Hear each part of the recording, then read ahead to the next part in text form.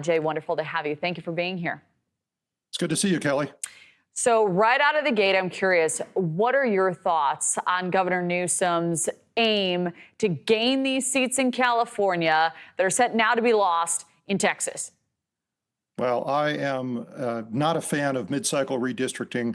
I think that the voters of California made it very clear when they created the Citizens Redistricting Commission that voters ought to be choosing their politicians, not politicians choosing their voters. That's why we do it this way in California.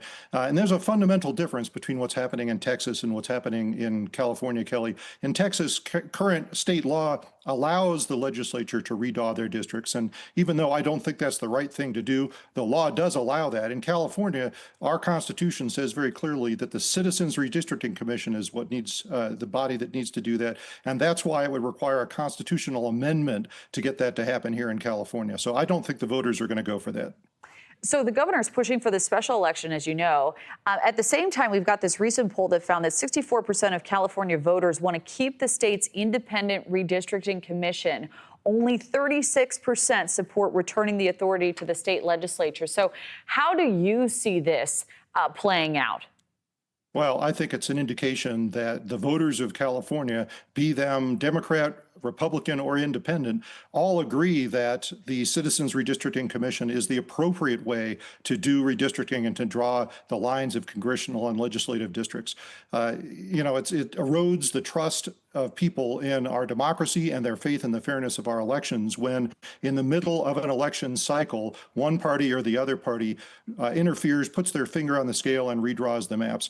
Even the polling by Governor Newsom and his people has support for the special election and Prop 50 in the 50% range, which is awful if you look at it. It's a kind of a rule in voter propositions is that your first poll is always your best poll, and support is going to erode as the opposing side gets their message out. And that's exactly what we're going to be doing over the next few months. So I think in November, the voters are going to reject this partisan power grab. Well, I'm curious, what are your thoughts on the criticisms coming from the other side that this is an attempt in Texas for the president to avoid accountability for his leadership thus far? This is just a way to rig the midterms to ensure Republicans maintain their majorities.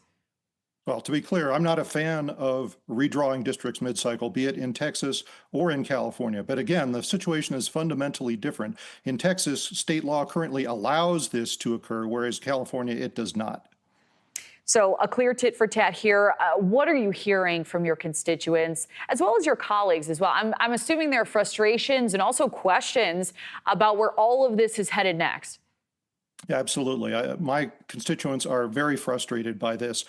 We are already underrepresented in California. I know that the Democrats claim that California is not gerrymandered, but if you look at the fact that we almost have a third of registered voters who are Republican in California, and yet we currently only have 9 out of 52 seats, it's only 17%. So we're already underrepresented by about half. If the Democrats were to take away another 5 of those seats, it would be an obvious gerrymander, and we'd have lots of constituents, millions of Californians who feel disenfranchised by that. Yeah, and we have heard that critique coming from Republicans as well. I appreciate you highlighting that for us, Representative Obernolte. Wonderful to have you. Thank you for joining us this morning. Great to see you.